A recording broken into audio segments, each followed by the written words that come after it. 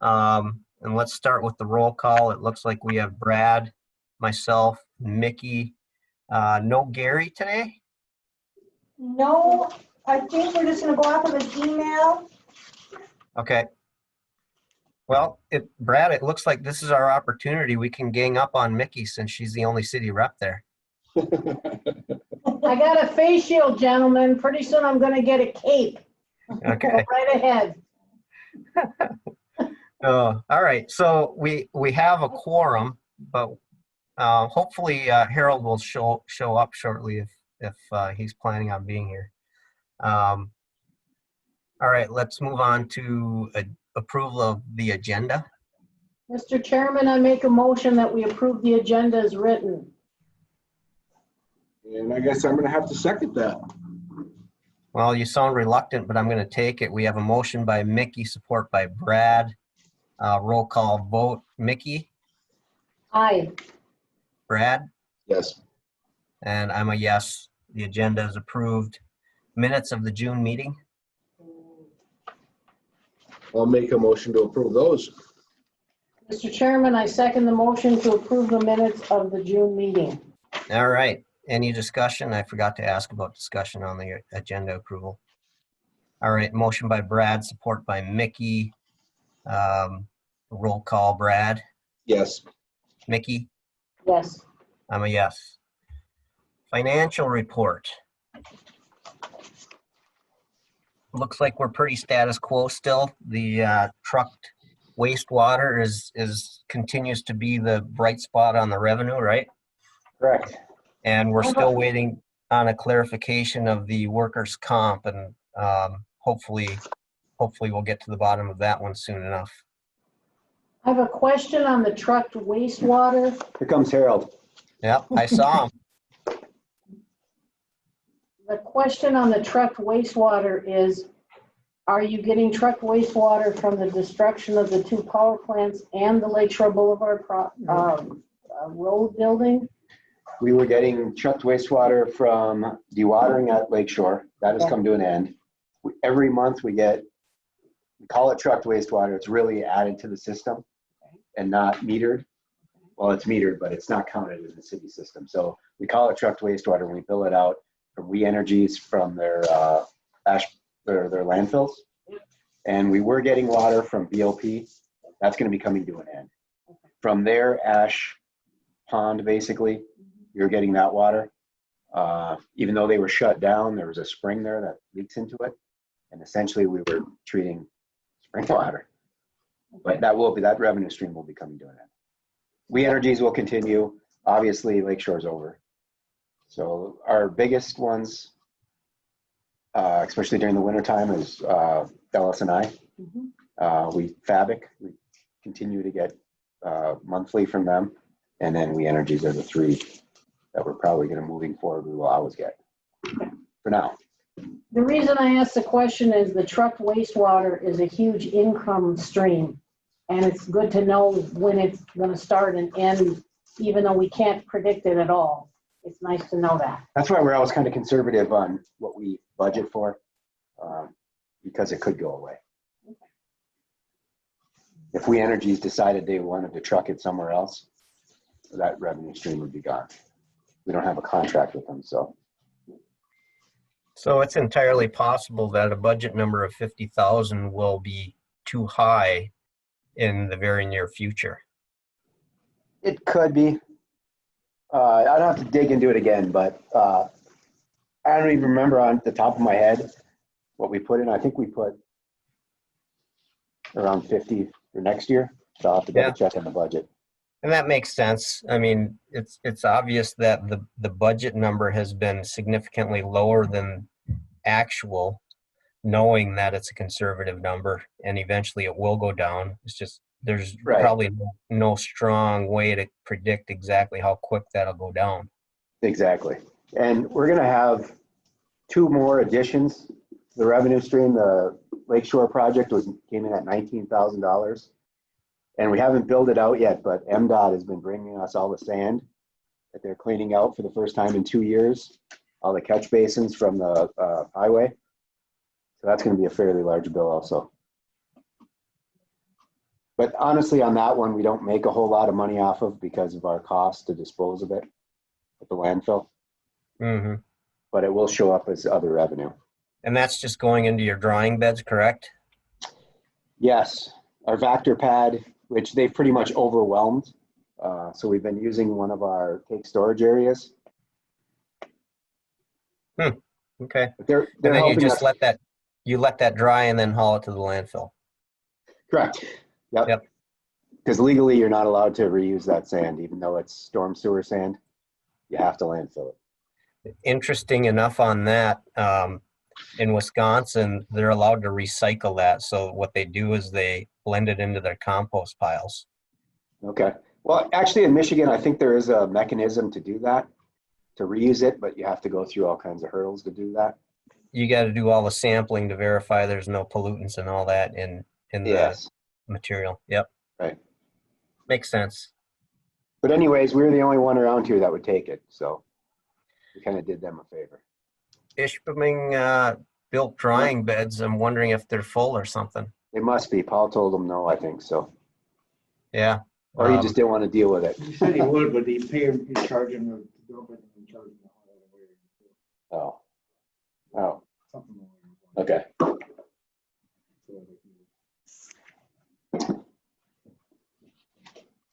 All right. Any other discussion on the financial report? It looks like overall energy costs are on track to be under budget, even though we're over on natural gas because the power is far below, right? Correct. So that's good. I guess we're going to have probably a couple years of balancing that out, especially if this materials handling project comes through, where that number will bounce around a little bit, I'm assuming.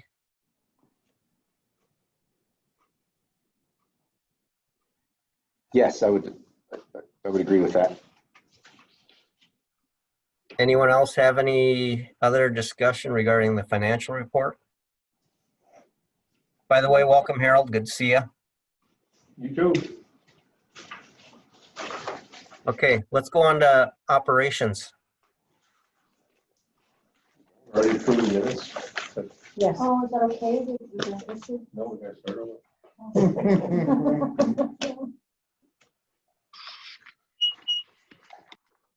Yeah. I don't know what to do. Wanna just read this or want? Just kind of give it, yeah, just what your operation report, kind of go over your bullets. Well, the plant's been running well. Van Dam's still in the process of emptying our number two liquid storage tank, the newer one, yeah. We're still under the COVID-19 protocols for safety. And we're still gathering weekly samples of our influent and sludge from around the plant and sending those to Michigan Tech and MSU for their testing for COVID-19 DNA. So,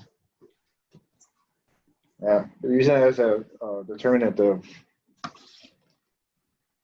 presence in the population. So it seems to be a pretty good indicator of whether or not it's in the people. Yeah. Yeah. Yeah, we kind of were asked to take part in that. We thought it was a good thing for the public, for the area, if it works out. Yeah, we have. Mostly it's been non-detected. We've had 2 instances where it was within above detection limits. One of them was from last month, but the following sample was a non-detect. Michigan State takes them a little while to run the samples. They're supposed to get a new piece of equipment last week, or it was 2 weeks ago, that they should be able to start turning those samples around quicker. And I know the health department is involved and interested. What's their goal with this? Well, I think the goal is, we know that if you have COVID, you're giving the virus off. So it's a way to track if the outbreak is spreading in a community. It'll naturally show up in the wastewater. So then you can pass that information on to the Are local they measuring the health presence officials. of it or the quantity? I mean, what are they? Concentration. So Yeah, they're They're doing a number count sometime? Yeah, it's Yeah. DNA testing, Yeah, and I think they're qPCR. still in the process of developing a standard for, this much concentration corresponds to this many people. Correct. Right, yeah. And they're- This is all groundbreaking. It's all new. Yeah, we're right on the edge of it, so it's good. So, John, I wanted to make a proposal for the board to consider. It doesn't have to be this month, but I read the report that the Michigan Tech person had published. And I think this is a huge positive for the Marquette area wastewater plant that we're participating. And I think that it might be worthy of a public service announcement and maybe a story on the news. Not that we have the results of the analysis yet, but that Marquette is participating in cutting edge technology in this area because people are hungry for good news about this virus. As far as I'm concerned, this type of testing is another piece of good news. I know it's a political thing. I read the report and I was, I'm a tech graduate and it's like, doesn't surprise me, tech is doing something. But I don't think the general public has the slightest idea of how sophisticated the analysis is going to be. And one of the things a tech scientist is wondering about is if the virus is going to get killed in the wastewater treatment or is it going to go back into the water system? And they think it's going to get killed, but they don't know. And so I wanted to propose to the board that we consider this as an announcement. And it's not a requirement. It's just, it was such good news and it made us look so much like we are, which is cutting edge. So I'll leave it with you to consider. There's pros and cons, as you know, but in a time of, we're all looking for good news, this to me was a huge step forward. So I'll leave that with you for consideration. What are you proposing? That we make a story out of this, that we call WCTV News in and explain to them we're participating in this study with 2 major universities, published results are coming out, and that the advantage to the people of the area is that if there is an outbreak, we'll be able to figure out, is it coming from one part of town versus another? If we had to track it down, we could track it down to a specific area. And I appreciate it's kind of awkward to try to explain, yes, we can track your waste, but on the other hand, this pandemic's going to be with us for a long time. And this is the cutting edge. So I understand we got to think about it. It's not an emergency, but I really do recommend we think about making it into a story. So I'll leave that with the board for consideration. I think there's a valid argument to the point you're making. Is it echoing? Or was it echoing? It was. Sorry about that. Anyway, there's definitely a valid reason in presenting the participation of the wastewater plant to the public so they can maybe feel that the data being collected is a little less politicized because it's being done locally and by trusted universities within the state, not people that are inside the Beltway or maybe even Lansing, although East Lansing's getting pretty close, right? So it makes sense to maybe try to work on something there. My question is, how often are you guys sampling for COVID? Is it every weekly? week. Yeah, Okay. and as far as Michigan Tech, that's a little bit more extensive because she wants to track the virus as it travels through the treatment plant to see what happens. And they are not up and running yet with their lab. They're not running those tests. We're just preserving them for them. And when they get up and running, then they're going to start doing that work. I think what Mickey's bringing up, I'm fine with, but I think I'd rather hold off just a little bit until we get some more recent samples. I think it's expected that it's spreading in the community. We're getting more positive cases. And let's see what our results from the wastewater is. So if we start seeing a climb, then I think that would be a good point to, I've been in contact with Dr. Piggott from the health department. They're really, they want to know all about the results as quick as they can get them, for sure. I put him in contact with Michigan State, and then as soon as Michigan Tech gets up and running, I'll make sure that he's involved with that. So basically, you're anticipating that the quantity in the wastewater is going to mimic with maybe a brief delay what we're seeing in the actual case count. So the numbers are going to go back up as we see this new rise in cases. If it is actually here in the community and spreading, it goes without saying that you would think it's going to come, the results coming from the wastewater plant are going to go up. Right. So, See a few. and we haven't really seen that yet. The first sample we ever took was back in April. That's when we had some deaths in the community, and we did have a result that was detectable. And then after that, everything was non-detect, below the detection limit, up until June. The first sample in June had a detection above the detection limit, but then the next one was below it. So that's where we are right now. Yeah, it's too bad you didn't have any samples from back in November, December, before we all knew this was happening. Right. And Michigan Tech wanted us to start collecting the samples before Memorial Day, before things were opening up. So then they can kind of track it as it goes on. And they're not just testing the water, they're also testing the solids. And she expects that it's going to be more readily detectable in the solids. But we'll see until they get their lab up and running and start running the samples, we won't know. I'm confused. Do they need some kind of a count to indicating what they're coming up with, not just your presence? Right, it's a concentration. Yeah, they detect it. Concentration, how do they record it? What's the Is it parts per million? Is it pounds per It's really small. I mean, I can't even remember. I don't know if the units were in her report, because the report was just letting people know that they're doing the work. Did we get the Michigan State stuff into this? This is just a Michigan Tech report. Okay, I have the reports, the latest report from Michigan State. Yeah. I thought I included it in here, but obviously I screwed up and didn't send it to Pam. I'll send it to all the board members after the meeting. Please. And it gives you the report, and it shows you the results, and it explains the concentration. And it's kind of some high level stuff in there. And I also echo, John, the positive of this is that it's being done locally, and that it's being done by Michigan universities that we're working with. And I think the public is hungry for information, factual information about what is real and what isn't real. And there's nothing more real than finding it in the waste. So again, not an emergency. I'd like the board to consider it for maybe next month and then draft something. I know Pam just talked about a public service announcement, but just to let people know that not only is the wastewater plant on top of this, they're communicating with these major league universities about it.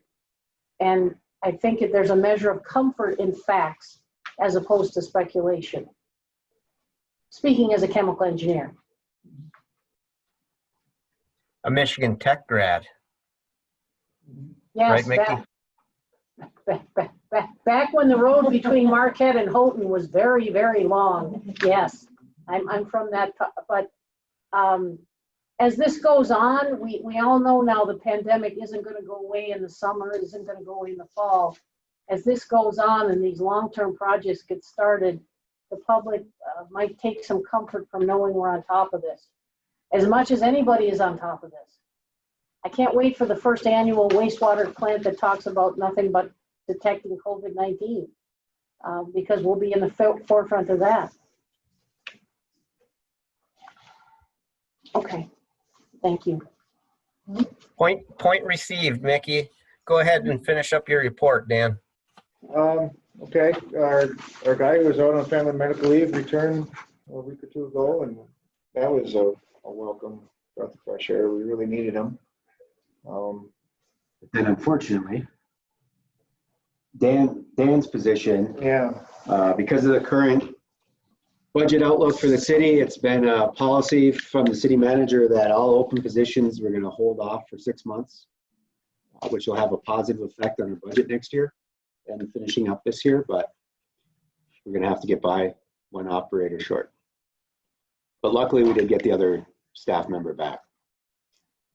Sorry to cut you off. Oh, thank you. Put me on some more if you want. So you got one back, but you lost Kurt. Now, I've been in enough city commission meetings to know that they don't make that clear as a policy when things go up and down. So it's always good to have it as part of the record that you're basically doing the work of 2.5 people. Yeah. And yeah, it's only because no one within the city was willing to step up and apply for it. And it's kind of what we wanted. We want someone with a wastewater background to take that position if we can. Yeah, currently we've taken 2 employees over from Public Works, and they have a skill set that we need. One of them, they're both good mechanics. One has a big extensive background in HVAC, but they had 0 experience with wastewater. And it takes time. It takes a long time, actually. So this time around, we were going to require testing, and moving forward, we're going to require testing for all openings. Not necessarily just take anybody, any union member. What kind of testing work for you? Just a general wastewater knowledge test. Because like Dan said, we got 2 guys that don't have a lot of experience. We can't have 3. Can't have 3 of our operators with very, very little experience. So we're hoping to hire somebody with a background in it, or at least having the schooling. We had an intern student here that just went through Bay College for wastewater, and he was very knowledgeable. It's a real eye-opener for us. But we'll be discussing that probably come December, January. You guys actually, when you contact the school now for recent grads to get contacts for job openings? Not yet, no, we haven't. This time we probably will, or at least make sure that their instructor knows we have an opening for sure. I like the idea of the internship as well, because the fact that you're in school is one thing, but we never had internships with chemical engineering when I went to Tech. And it was a real eye-opener when I got into the industry, just to see how it worked. Right. Even though I'd worked in the mines, I didn't have the practical experience. So, Yeah, and we're open for more internships. Students want to do it. They want to come here. I embrace that. It's a great way to get started. So along the lines of staffing at the plant, Mark and Dan, if you guys get to the point where you feel like you are unable to properly operate the plant due to staffing, the sooner we know, the better, so we can possibly get a hold of Mike and have him consider the ability to lift the hiring freeze and in an exception due to the fact that you still have to operate that plant, and we have an MPDES permit that relies on it. And you can't let the maintenance and operation of it fall behind. So I guess we will have to depend on you guys, and if we need to, I think we as a board should make it a point to notify the city administration if staffing needs to be addressed. Yes, if I reach the point where I feel like that's being compromised here at the treatment plant, I will definitely be sitting down with Mike first and foremost and having a discussion with him about that. All right. As of now, I think we can get by. It's going to be an impact. We're going to have to do a lot of juggling. And it doesn't help right now that everybody's furloughed for 1 day a week. It's huge. But that's coming to an end next week. So we'll all be back to 5 days a week, and that should really help things out there. Sounds good. Sometimes tough enough as it is with everybody wanting to take time off with their families and stuff. But it's summer, and we have some guys that have been here a long time and have a lot of time on the books, and they have to burn it. They have to use it or lose it by October 1st. So we have 2 employees that have several weeks they have to take off, but we'll manage. Just keep us posted, I will, please. for sure. All right. you should go through the individual. You can just give a general, what I usually do, Dan, as far as trucked wastewater for the month was pretty our standard customers. The only thing that throws off me is that it says $250 for the leachate. Yeah, that would have been, that's a typo. I'd have to look it up, but No, that doesn't sound right. it was a pretty typical month anyways. Like we said, the leachate, BLP, that might be coming to an end. We might have one more bill for them, and then that might be coming to an end. We'll see. And then obviously the Lakeshore Boulevard project. And then we'll have the NDOT bill. That's going to be pretty substantial. But other than that, there's no new, we haven't been approached by anybody. I did have actually UP Environmental wanted to bring us a load of from a transfer station somewhere down Rapid River area or something. And just because of the transfer station, garbage, the PFAS issue, I denied it. Told them we're not going to take anything like that.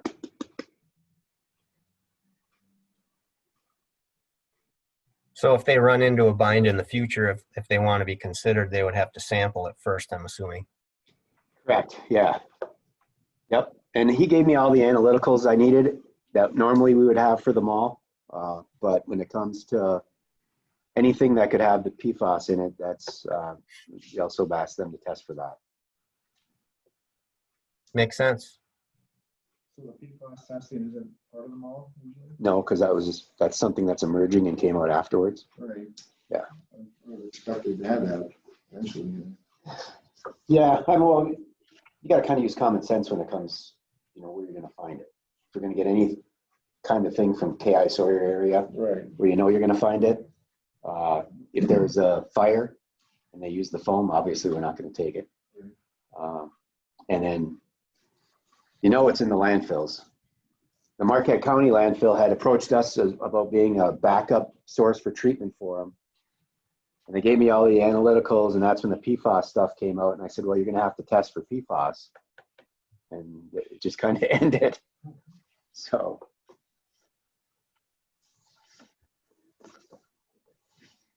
All right, other than that, we're just trying to stay on top of our work orders, trying to catch up.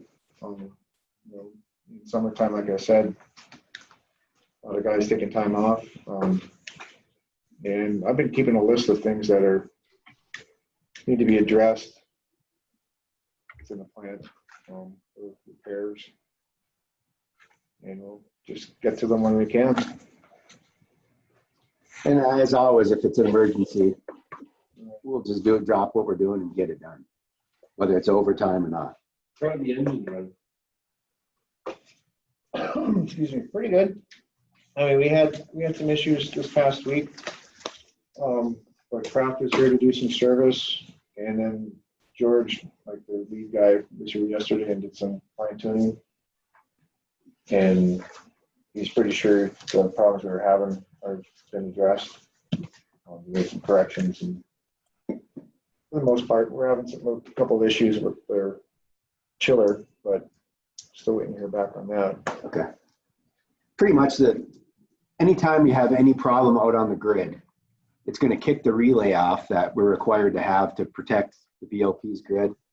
That kicks the engines out every time. I mean, there's nothing we can do about that. That's probably been the most nuisance thing we deal with as far as the engines.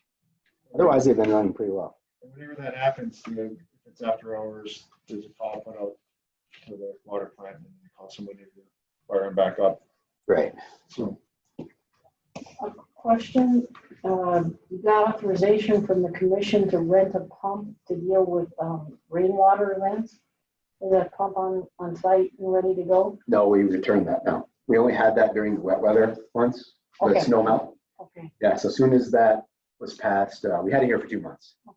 So we returned that. Moving forward, we're going to have to make a decision. If it looks like we're going to have to do this every year, we're going to have to probably just purchase a pump. But I'm not sure yet. It's just been the last few springs that we've had this issue. Is it going to go away? It doesn't make sense to go and buy a $65,000 pump and then have it just sit here and never need it, because we already have a pump. So we went with the rental, and actually we got a pretty good deal on it. I think we'll probably, to be safe, we'll rent it again one more time. And if we don't have a problem next spring, then take our chances. As long as we have a pump lined up that we know we can get. I was about to say, now that Short you've order. made the arrangements with the rental company, you know you can get a pump in, that's progress. Yeah, the one really reliable pump rental company they can get one here within 24 hours. They're extremely expensive. It's like $8,000 a month. And we were able to work through another provider, Crane, engineering services in Wisconsin, that we work with quite a bit. They were able to get us one, what did we pay them, 4,000 something for 2 months.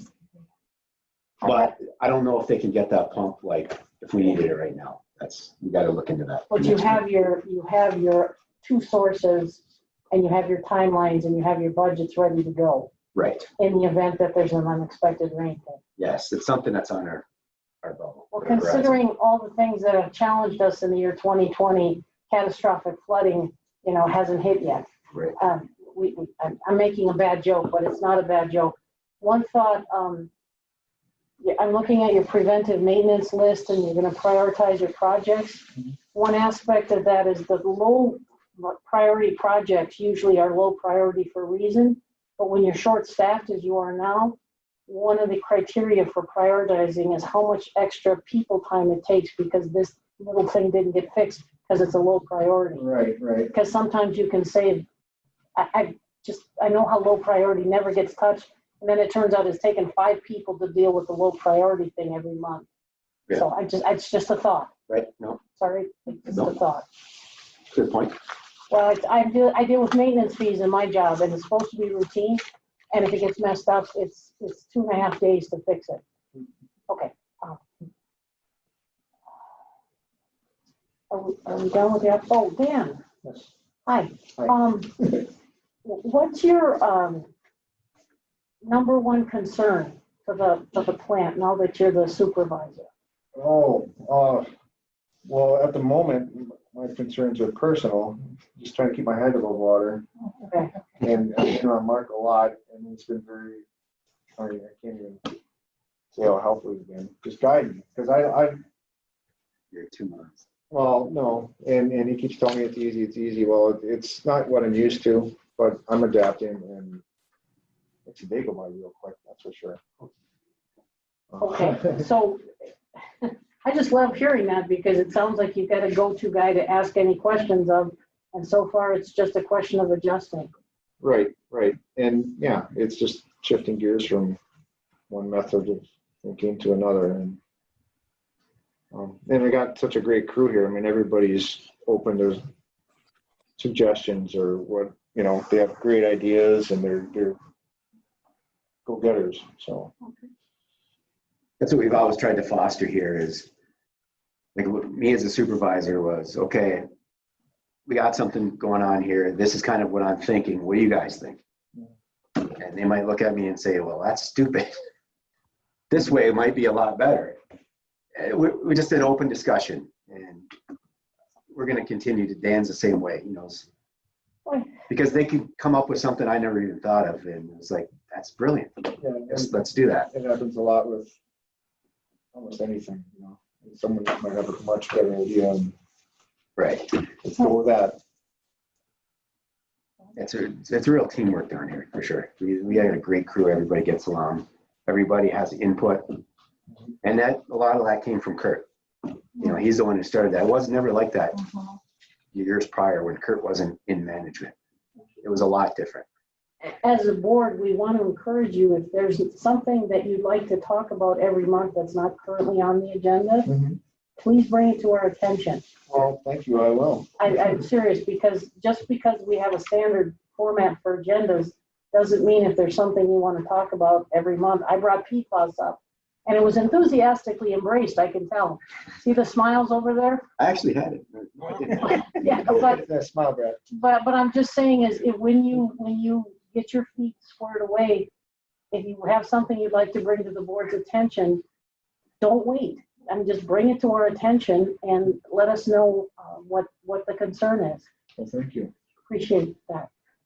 Because, I will do that. okay. Okay. One thing we kind of skipped over was the preliminary budget. Yeah, sorry about that, Mark. No, That was that's my okay. fault. We don't have a lot. It's not done. It's not finalized yet. We're going to have that for you guys next month for sure. Just to let you know, as far as operations go, it's pretty much right in line with what we had this year. As far as, the actual budget numbers, nothing's really changing. Capital outlay is just going to be our SCADA system and the network switches here at the plant. And We've Gary's talked still about working those on for the months admin. now. What's that? We've talked about those capital projects for months now, so that's nothing Yeah, new. correct. So that's all I had on the budget. How you feeling about getting that through the final process without Kurt now? You good?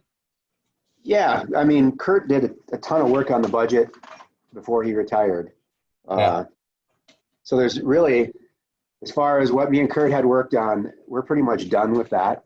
Now it's just more along the lines of getting numbers from, City Hall, Finance Department, getting all that stuff, all the ducks in a row.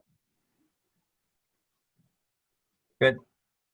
Yeah, status quo budgets seem to be pretty much the norm right now. Everyone's acting fairly conservatively, not knowing what the final outfall of COVID impacts are going to be. Exactly.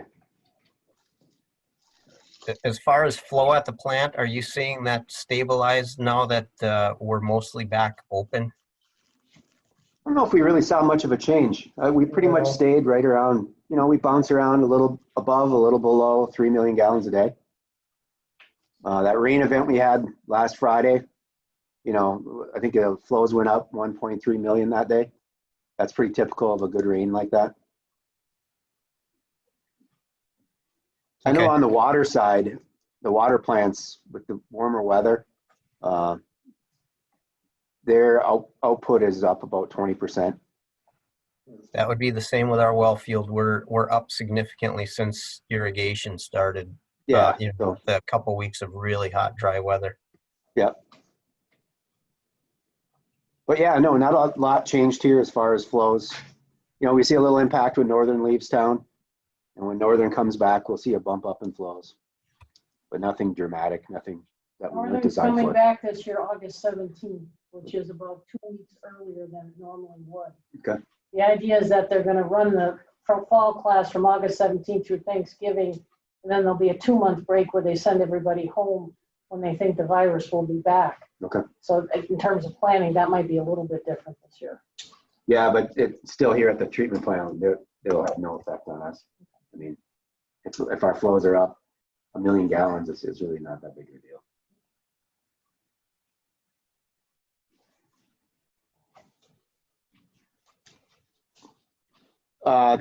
After the operations report, I was there's really not a whole lot new with the solids handling. We don't have any updates as far as funding yet. We did put out an RFQ for engineering services, which were part of the SRF funding. In order to make sure we could use that funding to pay for the engineering services, we had to go through that route. We received 2 proposals, and we're working on getting those scored. I should have that done today. Mark, did you want the copies back that you had sent to me? Did you No, find somebody else? Or? I don't need them. Okay. We have a couple copies here, so. All right, good. But I don't expect to do a lot with that until we know what the funding process, where we are on that. And then we'll come back to the board and move forward from there. I think we touched on COVID-19 news. Pretty much covered that. I'll forward the actual report from MSU. I thought I had sent it to Pam, but now I realize I forgot.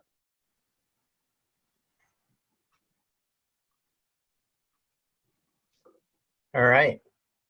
Are we ready to get our final ordinance update? It's finally done.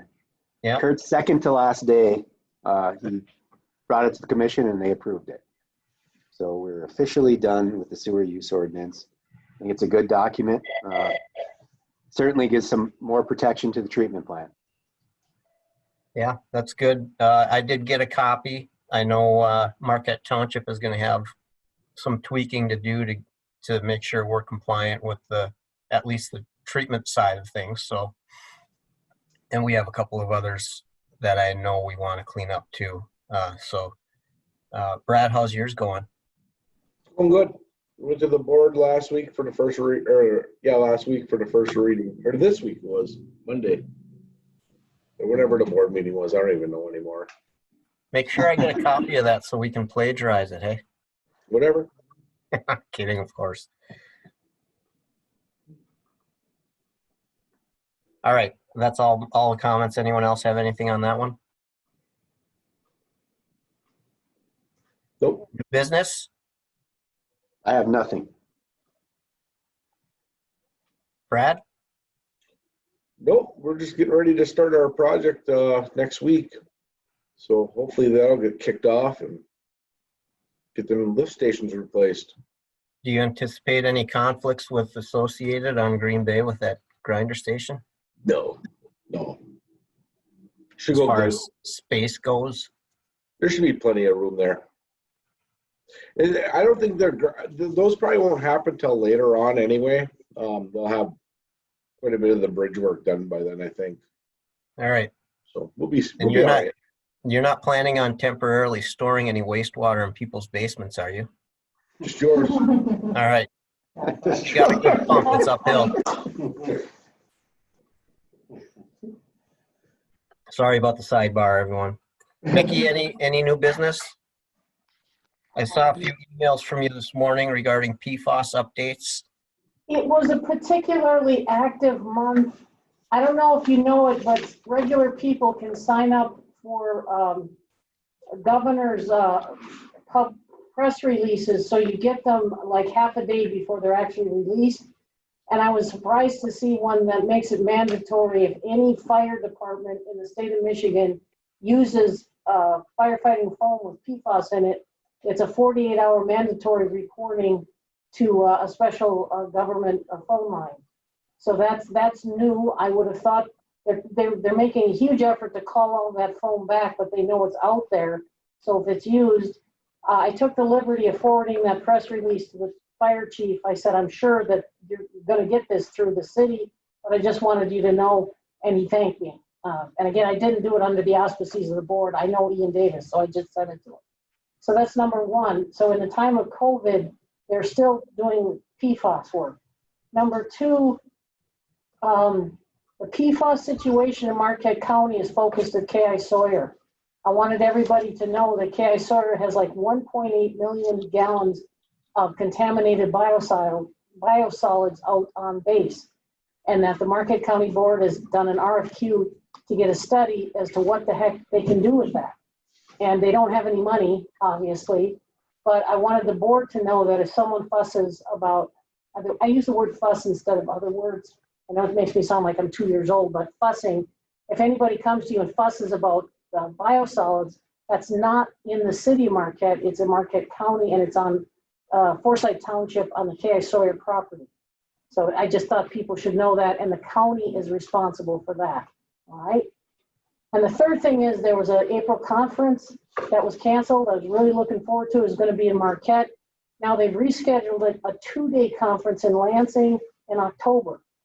And don't know what's going to happen in October. If it's rescheduled for like Zoom, I'd love to attend. If it's not rescheduled for Zoom, then I'm coordinating with other people. I might recommend that somebody from this location go down there for it, because even though PFAS hasn't hit the city or the townships yet, I just know it's not going to go away. We are known, I check all the websites, Michigan is designated right now as the highest contaminated state with PFAS in the United States. That may be because we're above the curve in terms of reporting, but it's not a designation you want. So that's all I had for the group, except in this time of pandemic, the PFAS news doesn't stop. And I just thought people should know that and be aware of it. Oh, there was reports. There's another one out there. If you go into a lake or river in the state of Michigan and there's foam on it, get out. Don't let your pets in there as well, because they're finding the PFAS foam is bubbling up in the summer and spring. Now, we haven't had any reports of foam in the city of Marquette or in the county, but that was another announcement. So that's what I could find this month. It's interesting you should mention that foam, Mickey. Isn't foam also highly prevalent in waters that are high in tannins?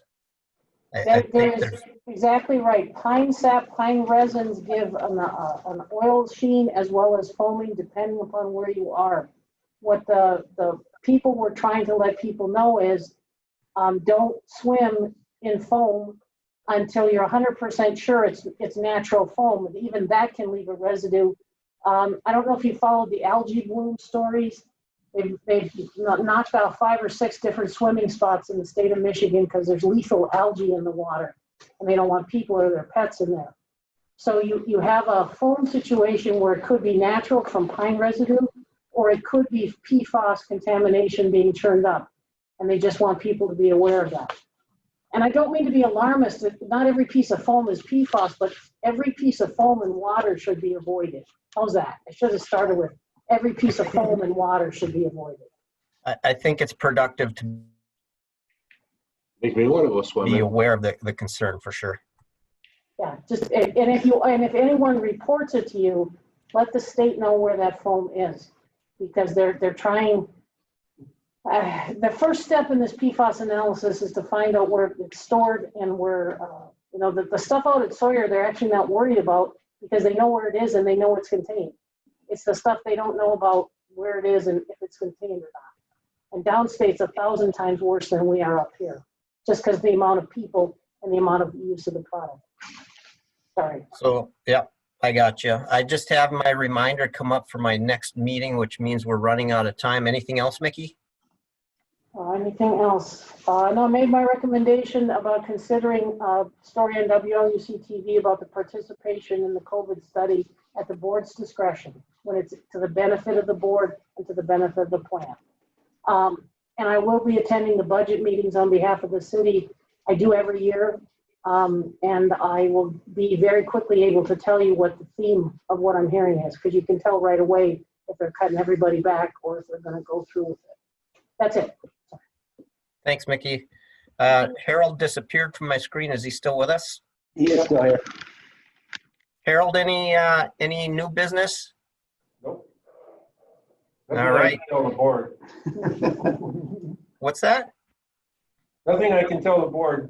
Oh, all right. Okay. No other new business? Public comment? Any public comment? I'm not aware of anyone from the public on here, but Is Kurt listening? was it Kurt or Kirk that lost the coin toss? I don't remember. I don't know either. There was supposedly a coin toss at Kirk's, no, not Kirk's, Kurt's retirement party, and I can't remember who lost the coin toss, but whoever lost was supposed to be submitting an application to serve on the board. So, I have heard nothing. well, hopefully we'll get to see one of their faces again soon, because I think both of them have a lot to contribute to the board. All right, board comment last time around, Brad, Nope. Harold, Mickey? Nothing to add. Okay. Did we have a motion to adjourn? I make a motion to adjourn, Mr. Chairman. So I think Brad beat you to the punch. Was your support, Mickey? I will be happy to support Brad. Oh, we had motion by Brad, support by Mickey. Roll call, Brad. Yep. Mickey? Yes. Harold? Yep. I'm a yes. We are adjourned. Thanks, everyone. Thank you. Thank you. And thanks, Randy. Yep. Thanks again, Randy. Thanks. Everyone have a good day.